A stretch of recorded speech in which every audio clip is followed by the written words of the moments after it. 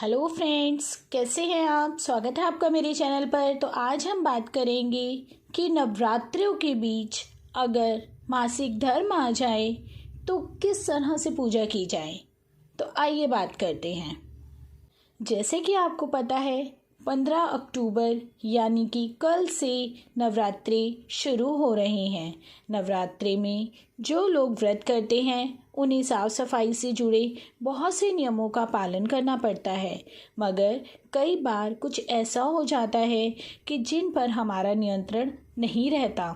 नवरात्रि के 9 दिनों के बीच में यदि महिलाओं को मासिक धर्म आ जाए तो कैसे पूजा की जाए, इसको लेकर शास्त्रों में कुछ खास नियम बताए गए हैं। तो आइए जानते हैं इन नियमों के बारे में।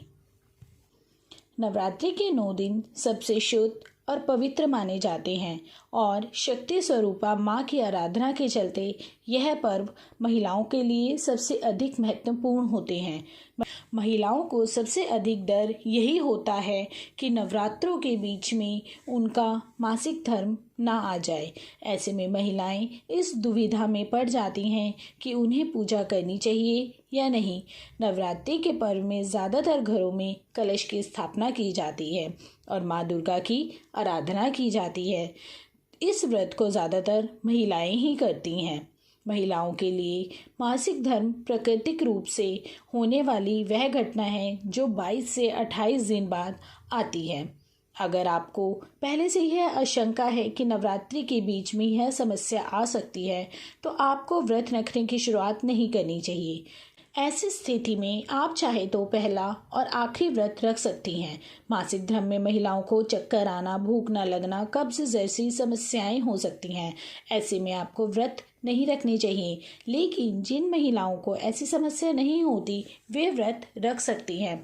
वे इस दौरान माता की प्रतिमा को स्पर्श ना करें और ना ही पूजा की किसी सामग्री को छुएं। आप सच्ची श्रद्धा से सिर्फ व्रत रखें और फलाहार करें।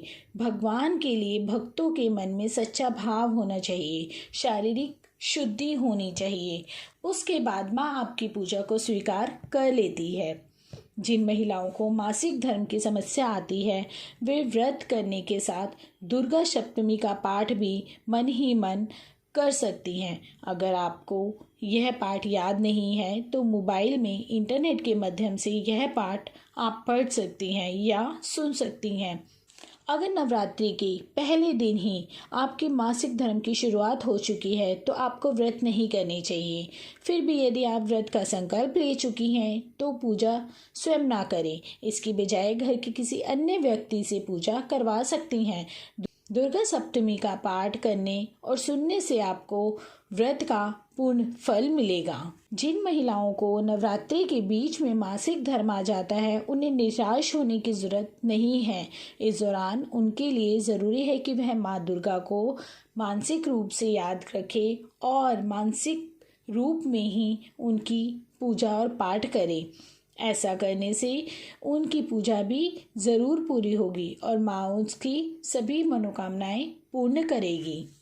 अगर आपने पहला व्रत कर लिया है और आपको आखिरी व्रत तक मासिक धर्म की शिकायत हो जाए तो आपको आखिरी व्रत करना चाहिए और कुछ नियमों का पालन ज़रूर करना चाहिए।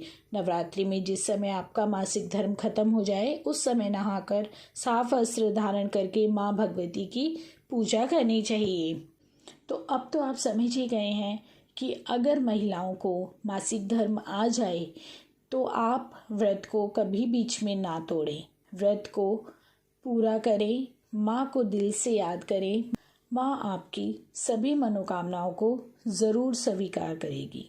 अगर आपको ये जानकारी अच्छी लगी है तो प्लीज़ इस वीडियो को लाइक कीजिए, शेयर कीजिए, कमेंट कीजिए और सब्सक्राइब करना ना भूलिए।